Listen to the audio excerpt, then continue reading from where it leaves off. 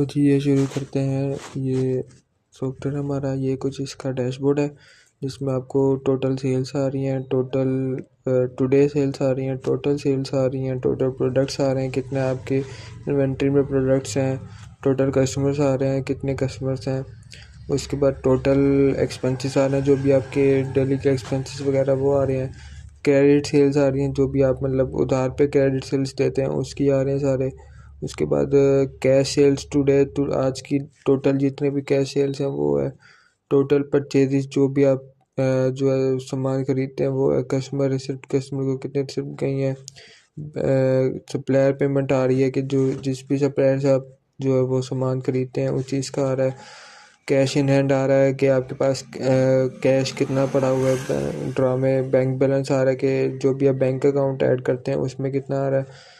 Cash sales today आ रहा है, फिर दोबारा कैश सेल्स कितनी है। बैंक अकाउंट सेल्स टुडे है, बैंक अकाउंट सेल्स, ये दो बैंक अगर ऐड हो तो उसकी आ रही है। इसके बाद आपके लो स्टॉक्स आ रहे हैं, जितने भी लो स्टॉक आपके पास आइटम होंगे वो यहाँ पे आ जाएंगे। उसके अलावा ये कुछ आपके पास एनालिटिक्स आ जाते हैं और यहाँ पे रिसेंट सेल्स आती हैं। अब जैसे मैं वो करता हूँ और यहाँ पे ऑप्शन पे क्लिक करेंगे तो ये कुछ ऑप्शन आ जाती है यहाँ पे। यहाँ से आप ऑप्शन सेलेक्ट कर सकते हैं।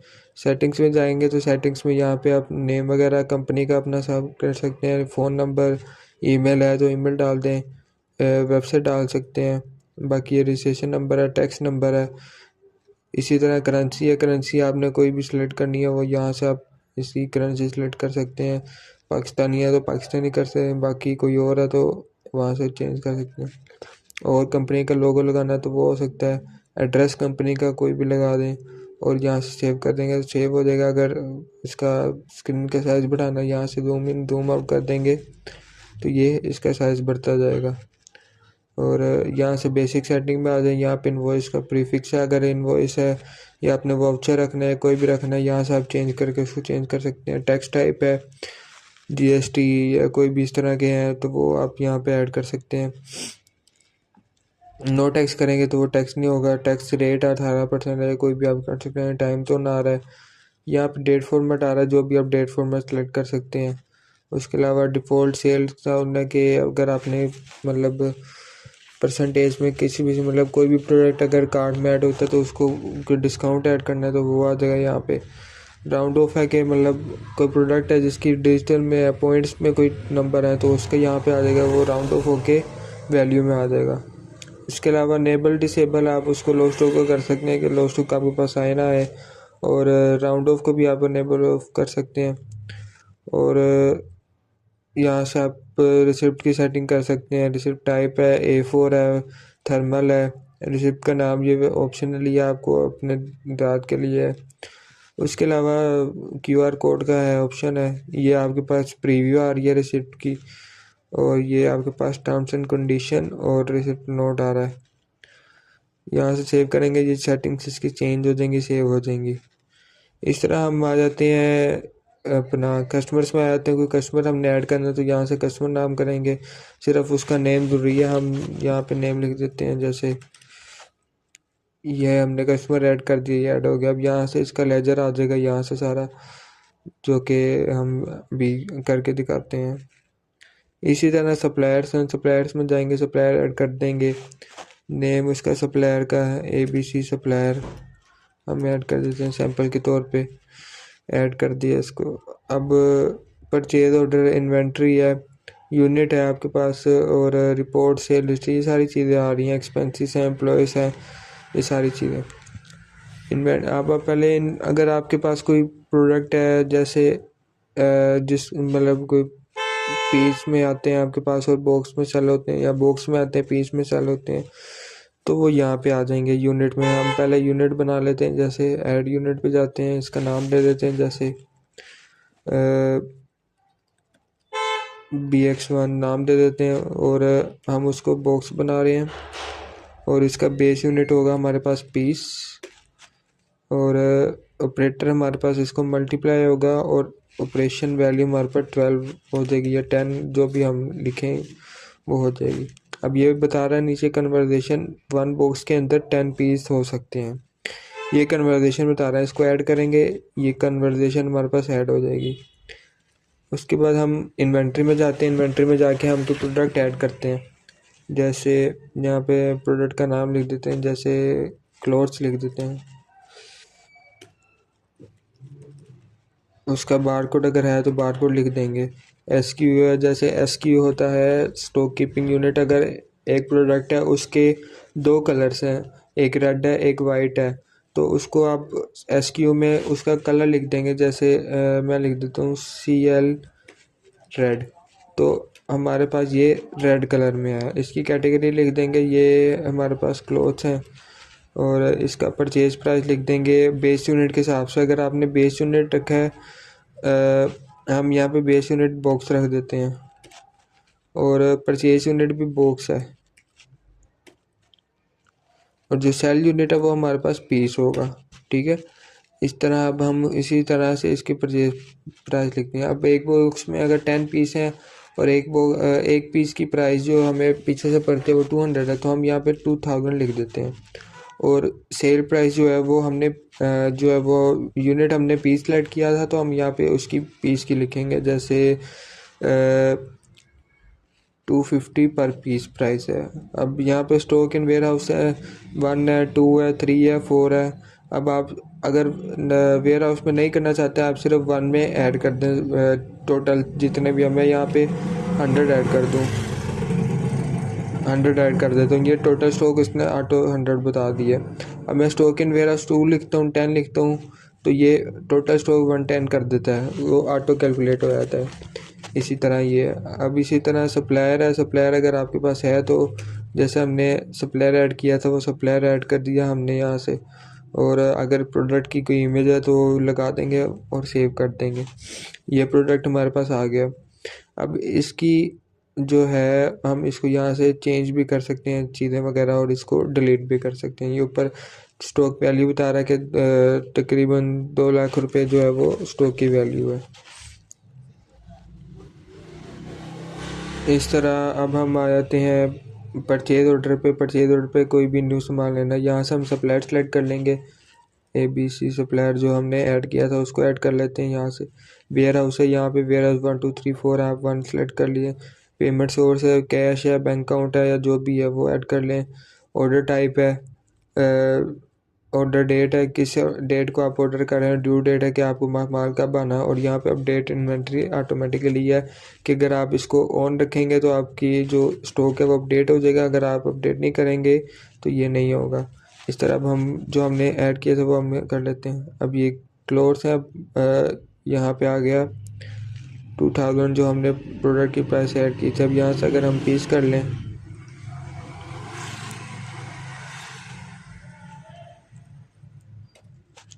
यहाँ से पीस कर लेते हैं। अब क्वांटिटी हमने 10 की क्वांटिटी हमने परचेज़ करनी है, और रेट उसका 2000 हम यहाँ से ऐड कर देंगे। ये ऐड हो गया 2000। अब इसके टोटल बता रहा है कि ये 2000 है।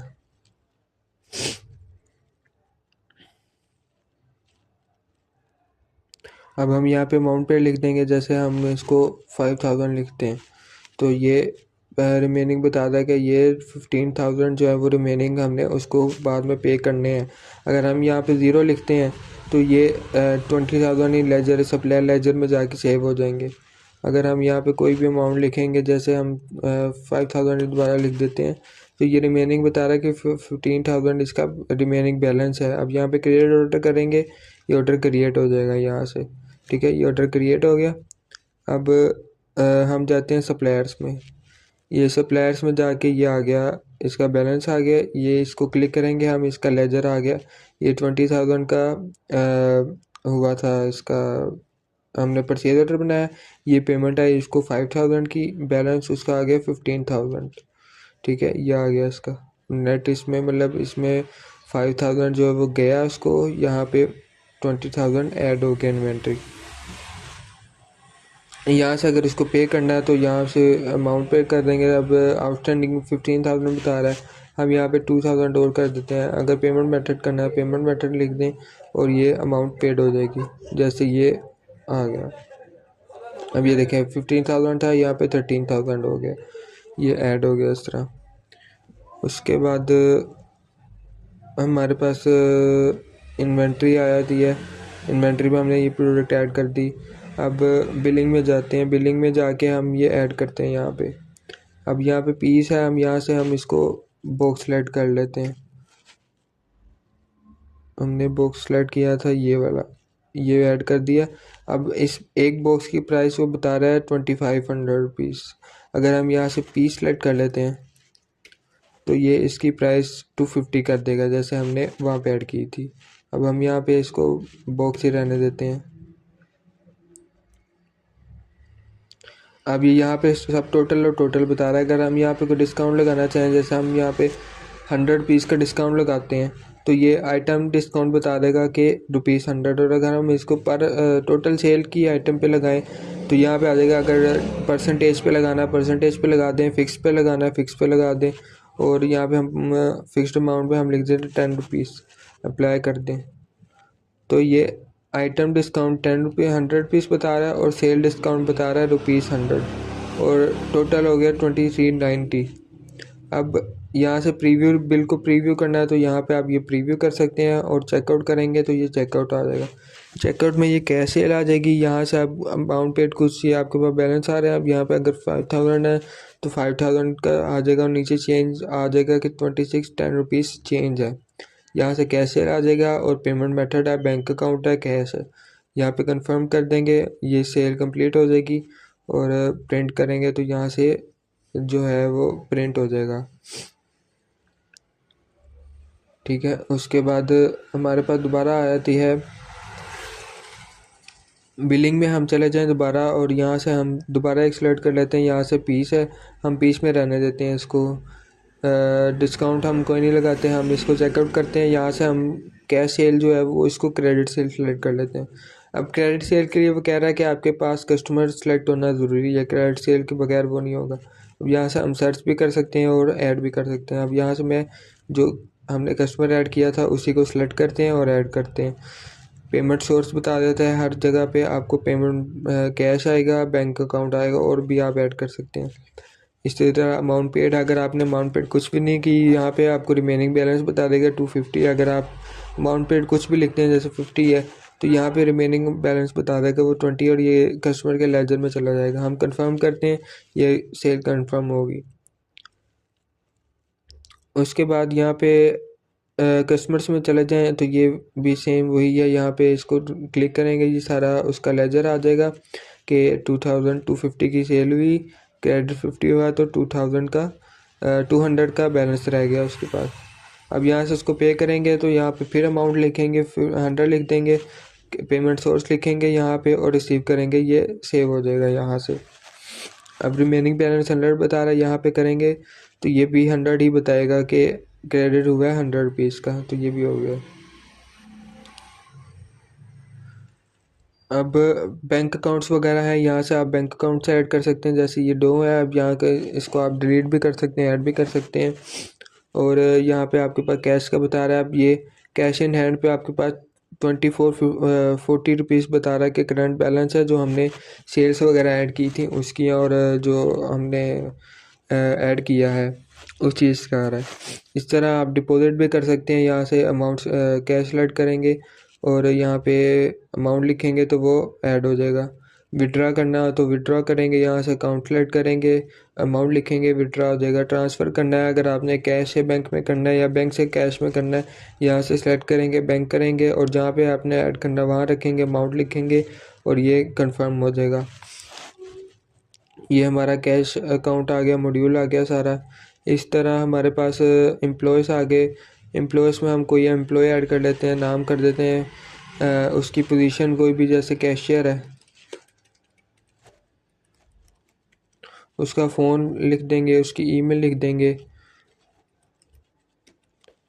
उसकी सैलरी लिख देंगे। जैसा वो हमारे पास मंथली सैलरी पे 20,000 पे मंथली सैलरी पे काम करता है, और उसको एक्टिव रख देंगे, ऐड कर देंगे। यहाँ से ऐड कर दिया एम्प्लॉय हमने। अब ये एम्प्लॉय का सारा लेजर आ जाएगा यहाँ से। अभी कुछ भी नहीं है। अगर हम उसकी पे करना चाहें तो यहाँ पे आ जाएगा। यहाँ से हम उसको, अब ये बता रहा है कि मंथली सैलरी उसकी 2000 है, पेड हमने कुछ नहीं किया, रिमेनिंग उसकी 2000 है। और ये एरियर्स प्रीवियस मंथ का आ जाता है। अगर उसका प्रीवियस मंथ का कोई रिमेनिंग बैलेंस है तो यहाँ पे आ जाएगा। अब यहाँ पे मंथ सेलेक्ट कर लेते हैं, अभी फरवरी है फरवरी कर देते हैं, ईयर भी है। अब यहाँ से पेमेंट टाइप जो है वो हम एडवांस पार्सल कर लेते हैं और इसको हम 500 कर देते हैं। पेमेंट सोर्स आ रहा है बैंक का और कैश है, यहाँ से हम पे कर देते हैं। अब ये लेजर में जाएंगे इसके तो यहाँ पे शो हो जाएगा सारा कि डेट ये है, मंथ फरवरी है, टाइप जो है वो इसमें गई है, सैलरी 2000 थी, पेड 500 है और रिमेनिंग 1950 है। यहाँ से लेजर पे जाएंगे हम दोबारा तो ये भी यहीं सेम बता देगा। यहाँ पे एम्प्लॉय आ जाएगा, सारा इसका सिस्टम आ जाएगा। दोबारा पे करना हो तो यहाँ पे जाएंगे, मंथली सैलरी सेलेक्ट करेंगे और यहाँ पे फरवरी सेलेक्ट कर लेंगे। अब टोटल आउटस्टैंडिंग बता रहा है वो 19,500, पेड हमने उसको 500 कर दिया। अब हम उसको दोबारा ये पूरी सैलरी पे कर देते हैं तो यहाँ से वो पे हो जाएगी अगर अकाउंट में बैलेंस होगा तो। इस तरह एक्सपेंस है, आपके एक्सपेंस में कोई भी आपका एक्सपेंस हो, जैसे हमने सैलरी ऐड की थी वो टोटल एक्सपेंसेस में ऐड हो गया। अब यहाँ से हमें कोई एक्सपेंस ऐड करना है, जैसे कैटेगरी या हम सैलरी है या रेंट है, हम रेंट ऐड कर देते हैं, अमाउंट लिख देते हैं 10,000। पेमेंट सोर्स यहाँ पे ऐड करेंगे, ये ऐड हो जाएगा। ये कैटेगरी रेंट में ऐड हो गया यहाँ से।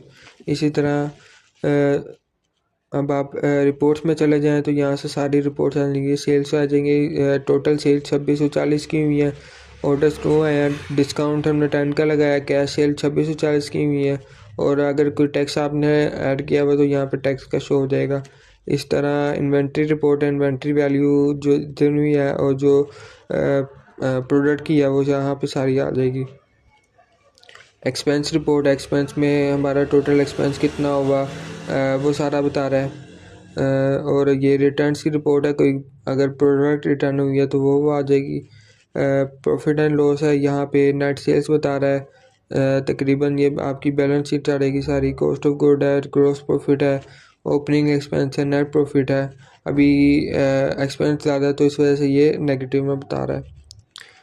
बैंक एंड कैश रिपोर्ट है, कैश बैलेंस इतना है, बैंक बैलेंस 0 है, टोटल बैलेंस इतना है, इनफ्लो आउटफ्लो नेट फ्लो, ये सारा आपको रिपोर्ट्स बता रहा है उसकी। इस तरह सैलरी रिपोर्ट्स है कि टोटल सैलरी पेड 2000 है, सैलरी पेमेंट्स 1950, पार्शियल इतनी है, रिमेनिंग 0 है कि पार्शियल आपने 500 पे की है, सैलरी पेमेंट्स 1950 की है, टोटल इतनी थी, रिमेनिंग 0 है। इस तरह ये है। यहाँ पे नीचे सारा लेजर आ जाएगा ऑल ट्रांजैक्शंस का। और ये सेल हिस्ट्री है हमारी, यहाँ से हम जो है वो सेल्स कर सकते हैं, इसको व्यू कर सकते हैं।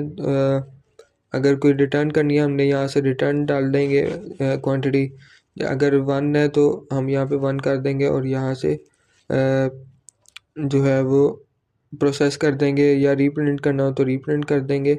यहाँ से प्रोसेस करेंगे तो वो क्वांटिटी रिटर्न हो जाएगी और पीछे स्टॉक में ऐड हो जाएगी। इसको प्रिंट करना है तो यहाँ से रीप्रिंट कर सकते हैं हम यहाँ से। और शेयर करेंगे तो ये हमारे पास व्हाट्सएप ओपन हो जाएगा, ताकि जो भी हम अगर इसे व्हाट्सएप पे सेंड करना हो तो वो व्हाट्सएप पे हो जाए। इस तरह सेव करेंगे तो ये पीडीएफ में सेव हो जाएगी हमारे पास और यहाँ से ओपन हो जाएगी। ये रिसिप्ट आ गई हमारे पास, ठीक है। और ये डिलीट का ऑप्शन, अगर डिलीट करनी है तो यहाँ से डिलीट भी हो जाएगी। उसके बाद हमारे पास ये सारा चीज़ें आ गई। इसके बाद बिलिंग में आ गए, यहाँ से हम सर्च भी कर सकते हैं